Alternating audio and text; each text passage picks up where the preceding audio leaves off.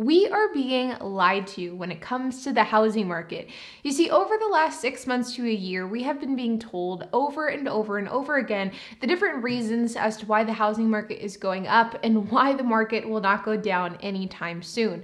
But the reality is a lot of this is simply false, and a lot of these are lies that realtors and other industry experts are telling us in order to continue pumping into the real estate market, thus driving prices higher, thus making them more money. So in this video, we're going to be doing a few different things. Number one, I'm going to be breaking down what the 3 most prevalent lies that I notice in the real estate market. And these are lies that almost every single real estate expert is telling you on a day-to-day basis, especially if their pockets would benefit from these lies being believed. Number 2 is we're going to be breaking down these lies with real data that you can find online so that you can really confidently differentiate what people are telling you versus what the actual reality of the situation is. And number 3, by the end of this video, you should have a better understanding of how to navigate the housing market moving forward so that you can be a bit more educated when it comes to making a residential real estate purchase, whether it be for a house for yourself or for a rental property for an investment. So with that, let's get started. Now, I am not a real estate expert, nor have I ever claimed to be one. I am simply somebody who has really spent a lot of time over the last year learning a ton about residential real estate because I myself want to invest in real estate moving forward. And to be honest, I think that the current housing market can be very confusing and very daunting, so I felt like it would be valuable to share what I've learned over the year on this YouTube channel, which is why you may see some more real estate videos coming to you guys on your screens in the coming weeks. Now, I've spoken with a lot of real estate experts over the last year, and I've learned that unfortunately, a lot of the things that these experts tell you have to be taken with a grain of salt because of the fact that their pockets are directly benefited by you buying a house. And so because of that, these experts benefit from you believing that the housing market is hotter than ever, that if you don't buy now, you'll be missing out on a once-in-a-lifetime opportunity, and that if you don't pull the trigger on a house sooner than later, you will be paying a higher price later on down the road. But the reality is some of these statements that these experts are telling you are simply not true, and some of these things are simply false statements to try to add some scarcity to the housing market. So like I said in the intro, in this video, I want to talk about what 3 of these lies are and 3 of the most prevalent facts that I've been told by real estate experts that simply aren't true. And so with that, let's dig into the very first statement that I want to break down. And that is a statement regarding the state of California and citizens of California moving out of the state. This is known as the California mass exodus. And this is something that people have been talking about for a very long time, but discussions surrounding this topic have really gained steam because of the fact that just recently, California reported its first ever net loss in population, which resulted in California losing a congressional seat for the first time ever. This has of course fueled the discussion of how people leaving California has affected housing markets throughout the United States. And if you talk to real estate experts in other markets, for example, Florida, Texas, Arizona, and Nevada, you will oftentimes hear these people reference the fact that Californians leaving California in record numbers is causing the housing markets to go up substantially in these different states. But the reality is this actually isn't the full truth. You see, Californians are leaving California. People are leaving the state of California. There's a number of different reasons as to why they're doing this. But people aren't leaving California in any larger numbers than they have in the past. For example, if we look at outbound migration patterns from the state of California to other states in the United States, you can see that the migration patterns are quite similar. For example, you can see the outbound migration flow from San Francisco County to other counties throughout the United States. And this is from 2015 to 2019. But alternatively, if we look at the same map for the date range of 2010 to 2014, you'll see that the data looks fairly similar. And if we compare these 2 maps side by side, they don't look that different, which shows that outbound migration from California, at least from San Francisco County in this example, isn't substantially increasing. The same can be said for LA County as well. And if we look at these 2 maps side by side for these 2 different time periods, they don't look substantially different from one another. And if we dive into this US Census data even further, we'll find that from the years of 2010 to 2019, nearly 900,000 people moved out of the state of California. Now, that sounds like a lot of people, and it is, but whenever we compare it to historical data, it's actually a sharp decline compared to previous years. In fact, in the years of 2000 to 2009, nearly 1.5 million people moved out of the state of California. Now, don't get me wrong, people are leaving the state of California, and this absolutely does have an effect on the housing markets throughout the United States. But people are not leaving the state of California at any more substantial rate than they have in the past 20 years. And so whenever you're speaking to a real estate professional and they are telling you that if you don't buy this house soon, people moving into the state will end up driving prices up even further, making that house unattainable for you in the future, this is simply an overstatement that is not true.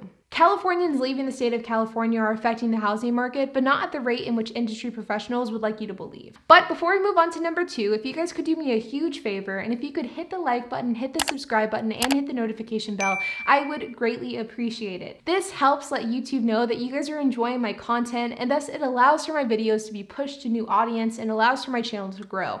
If you guys could do that, I would greatly appreciate it. The second lie that I want to talk about is the lie that the housing market is never going to slow down and that the housing market is just as hot as it was a few months ago.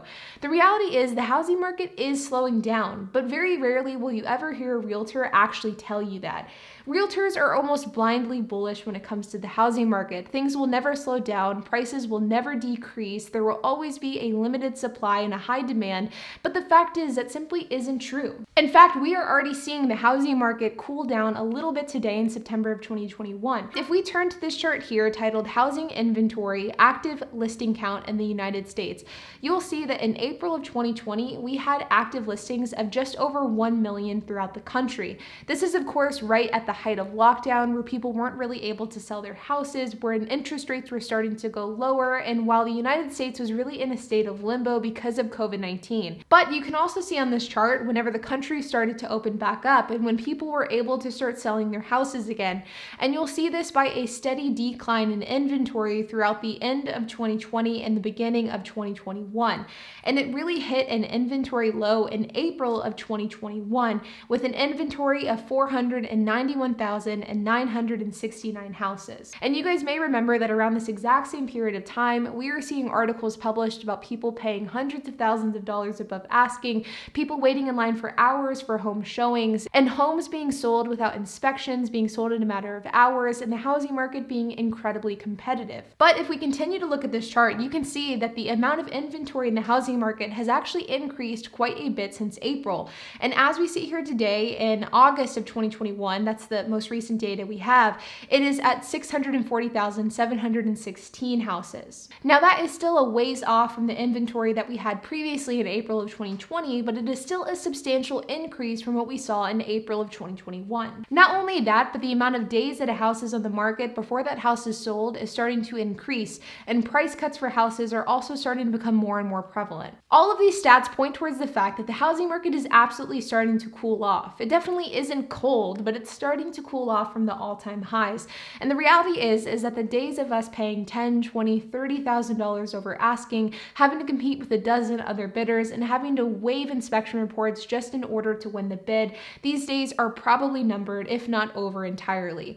In my opinion, I think that any realtor that is telling you that the housing market is just as hot today as it was 6 months ago is simply not telling the full truth, because all stats and all indicators are pointing to the fact that the housing market is in fact cooling off, and it will probably continue to cool off as we head into 2022. The third and final lie that I want to dissect is one regarding interest rates, and this is something that has a huge impact on every buyer across the entire United States. Whenever the Federal Reserve lowers interest rates, they do this in order to incentivize spending and investing. It's try to incentivize people to spend and invest their money rather than hoarding it into their savings account. And of course, this in turn incentivizes people into getting into a new house because of the fact that they can get this house for a cheaper price with a cheaper monthly payment. But the thing about interest rates being lowered is that it oftentimes is a double-edged sword. Yes, interest rates being low is great for the buyer. It makes homes more affordable, but there is oftentimes an increase in demand that comes along in the housing market whenever interest rates change. Whenever interest rates are low, the demand for homes ends up increasing, and whenever the demand for homes increases, the supply for homes decrease, and this causes home prices to go up. And so though you may get a lower monthly payment whenever interest rates are low, oftentimes you will have to pay a higher down payment on that same house because of the fact that the house has appreciated in value. And so seeing low interest rates can certainly be an incentive for buying a house, and it can be a great way to get into a house that you may have not otherwise been able to afford.